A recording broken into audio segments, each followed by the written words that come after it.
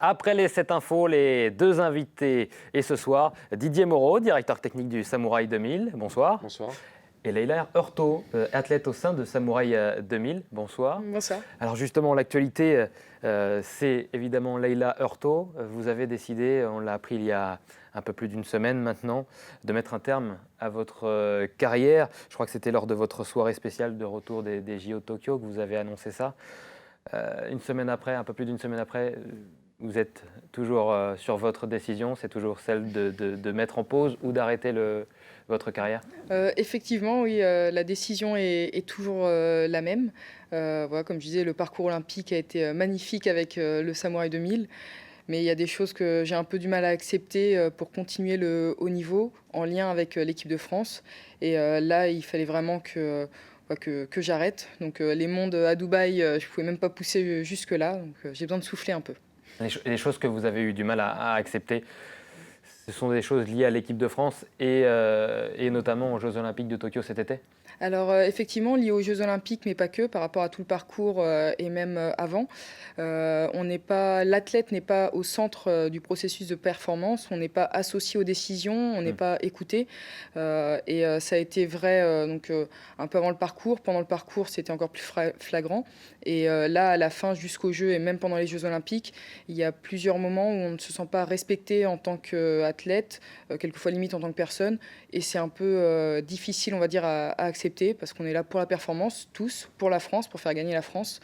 Donc voilà, j'ai quelques difficultés à pousser encore jusqu'au monde, jusqu'à Dubaï. Didier, dans quel état d'esprit vous êtes? J'imagine qu'il y a un peu de colère vis-à-vis de l'équipe de France et du fait que Leïla a été mis un petit peu de côté?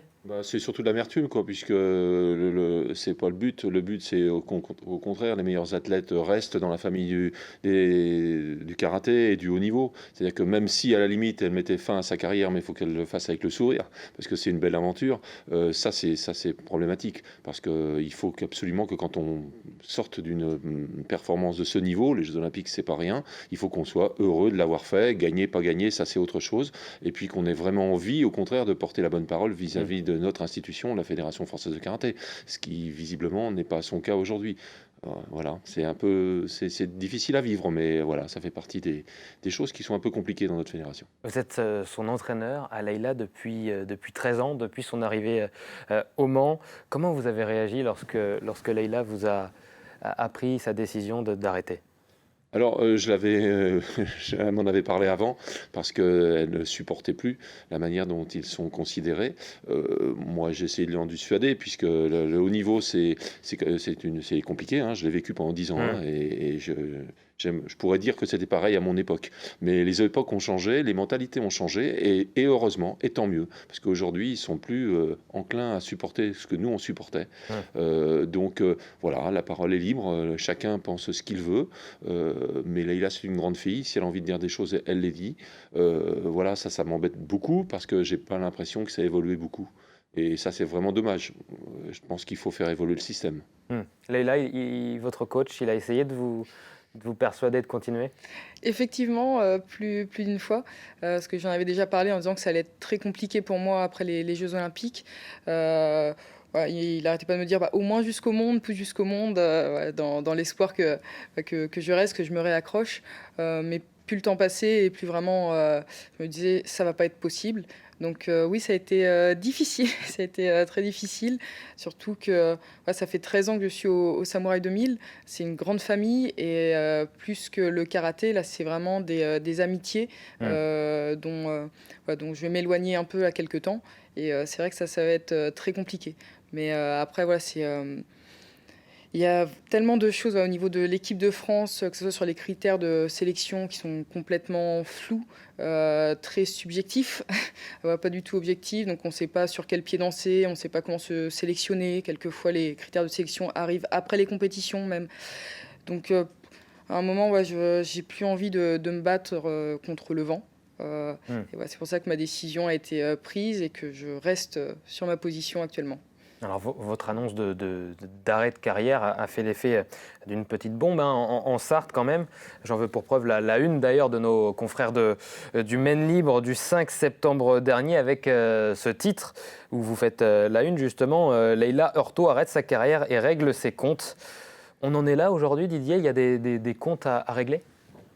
Non, moi je n'utiliserai pas les mêmes mots, mais il y a quand même des choses qu'il faut revoir, oui, c'est clair. Et j'en parle souvent, ça m'arrive assez souvent de lancer des messages subliminaux pour leur indiquer que c'est pas comme ça qu'on doit gérer le haut niveau. Voilà, ils sont entraîneurs équipe de France, ils sont au niveau national, je veux bien, mais on a quand même on est quelques entraîneurs en France à avoir un petit peu d'antériorité. On peut nous donner notre mot puisqu'on a formé de nombreux champions et je pense qu'il y a des choses à revoir clairement, mais c'est pas un règlement de compte. Mon but à moi, c'est de faire avancer le schmilblick et faire en sorte que ça évolue dans le bon sens, parce que les athlètes, c'est pas des numéros, c'est vraiment des gens qu'il faut respecter. C'est ce qu'on nous on a essayé de faire au sein du club et voilà, et je pense qu'ils doivent être respectés. C'est très très très important. Leïla, est-ce que les résultats des JO de Tokyo, qui ont été en deçà de vos espérances malheureusement, est-ce qu'elles ont joué dans votre décision? Alors non, pas du tout, parce que l'aventure olympique, comme je disais, était magnifique. Après, le sentiment que l'aventure a été gâchée au bout avec l'équipe de France, mais le résultat, c'était vraiment le plus. C'est vrai que on était là pour ça, pour les Jeux Olympiques, mais c'est quand même une histoire de vie, une histoire qui a été exceptionnelle. Donc non, ça n'a pas penché sur ma décision. C'est plus, genre, moi, je n'appellerais pas ça des règlements de compte, mais c'est juste un désir de parler, de vouloir faire avancer les choses pour le karaté, donc que ce soit le haut niveau, le côté compétition, mais même autre. J'ai envie de faire avancer les choses, sauf que c'est très difficile quand, en fait, je n'ai aucun contact. L'équipe de France, j'ai aucun contact avec eux depuis mon retour des Jeux Olympiques. Même juste après ma compétition, je suis sortie des tatamis. Seul le coach qui était là-bas est resté avec moi, et ça, je le remercie. Mais tout le reste sont partis. J'ai mangé seul le soir, le lendemain. Enfin, à un moment, j'aimerais bien pouvoir discuter, dire ce qui m'a un peu gêné et pouvoir partir sur une nouvelle base. Mais la discussion est légèrement close, j'ai l'impression. Didier, est-ce que le fait de ne pas avoir de karaté au JO en 2024 à Paris et de n'avoir eu qu'une Olympiade pour le karaté, parce que c'était la première et du coup dernière fois peut-être que le karaté avait lieu aux Jeux Olympiques cet été à Tokyo, est-ce que ça n'a pas joué, ça peut avoir joué ça aussi dans une décision d'arrêt de carrière, parce que c'est difficile quand on a connu les JO de se relancer alors qu'il n'y a plus de JO? Oui, ça c'est vrai, mais bon, on n'a pas dit notre dernier mot. J'espère que, là encore, j'espère que la fédération jouera son rôle pour essayer de se battre bec et ongle pour nous défendre. J'ai vu qu'il y avait de nombreux députés qui se battaient aussi, que la ministre est d'accord avec nous. Donc là, c'est vraiment une injustice. Et là encore, la fédération doit prendre ses responsabilités, parce que c'est eux qui devraient être en première ligne et non pas les athlètes comme Steven Dacosta qui lui, se bat sur les réseaux pour essayer d'obtenir cette place. Ça aussi, c'est pas normal. Mais les Jeux Olympiques, il n'y en avait pas avant, on allait très bien. C'est vrai que c'est vraiment quelque chose qui nous met en lumière et qui fait voir qu'on est des vrais professionnels, parce qu'ils s'entraînaient autant que les vrais professionnels, 2 à 3 fois par jour pendant 4 ans. On a traversé le monde. Le Samouraï 2000, tout le staff, ce sont des pros. On a vraiment... c'est vrai qu'on aurait aimé que ça continue, parce qu'il y a aussi Denilson Jacquet qui est dans la course, qui était dans la course pour les JO et qui pourrait être en 2024.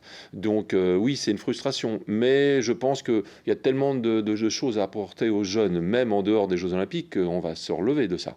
Parce que le karaté, c'est une belle école d'éducatif, et puis les enfants en ont besoin. Après, les ados, ça forme, et puis on a pu voir avec le parcours de Leïla, comme quoi au samouraï, c'est la tête et les jambes. Donc elle n'a rien abandonné de sa vie personnelle, de sa vie privée, de ses études. Donc on peut faire sans, mais on préférerait faire avec. Leïla, vous avez connu ce que ça fait d'être aux Jeux Olympiques. Le karaté doit rester olympique? Effectivement, le karaté doit rester olympique, parce que c'est vraiment, on nous met en avant encore plus qu'avant, on est encore plus respecté, il y a plein de portes qui s'ouvrent grâce à ça. Il y a aussi plein de jeunes qui me reconnaissent beaucoup plus facilement, parce qu'on parle plus de moi, et ils viennent au karaté, ils découvrent le karaté, le côté compétition, mais pas que, ça reste quand même un art martial avec énormément de valeurs, et ça c'est très, très intéressant. Donc voilà. Il n'y a pas que le côté sportif dans les Jeux Olympiques, il y a tout l'à côté, et juste pour ça, il faudrait qu'on y reste, ça c'est sûr. Et je crois que d'ailleurs que l'opinion publique est plutôt d'accord pour pour dire que le karaté a bien sa place aux Jeux Olympiques de Paris en 2024. C'est quoi la suite pour vous, Leïla? Un retour sur vos terres en Guyane, c'est ça? C'est ça, là, un retour en Guyane qui est prévu bientôt. Donc, j'ai toujours pas la date exacte pour l'instant. Mais très bientôt, je retourne en Guyane. Comme je disais, j'ai besoin de me ressourcer, savoir ce que j'ai envie de faire, là où j'ai envie d'aller me battre, façon de parler maintenant, que ce soit sur le côté professionnel, sur mes hobbies, voire aussi au niveau du karaté, si jamais je reviens au Mans, donc que ce soit pour le haut niveau, ça m'étonnerait a priori, mais pour tout simplement en refaire et rejoindre à nouveau le Samouraï 2000. Je ne sais pas. Là, c'est vraiment se poser et voir l'avenir. Mais avec ce que m'a apporté le Samouraï 2000, j'ai pas trop de peur sur mon avenir. Didier, comment vous allez faire? Vous avez évidemment d'autres athlètes, mais Leïla, c'était une athlète ô combien importante pour vous? Oui, tout à fait, c'est vrai, mais j'ai cette capacité à m'investir pleinement dans une aventure, et là, celle-ci était magnifique, formidable et très longue, mais aussi à zapper. Arrive un moment, voilà, il faut passer à autre chose, mais c'est comme les enfants, quand ils quittent la maison, on est triste, bien sûr, mais on est aussi fier d'eux, donc on les laisse partir, et avec le sourire, on va y arriver, surtout qu'on a tout plein de jeunes qu'on accueillera d'ailleurs dans les portes ouvertes du club qui vont bientôt... qu'on prolonge justement. Les portes ouvertes justement de Samouraï 2000. On avait testé la semaine dernière les nouvelles disciplines proposées par le Samouraï 2000, dont la danse latine, le budo-forme, et puis il y a tout un tas d'autres disciplines qui sont toujours accessibles justement au temple du Samouraï 2000 près de l'université. C'est la fin de cette deuxième partie de 72 Sports. Restez bien avec nous.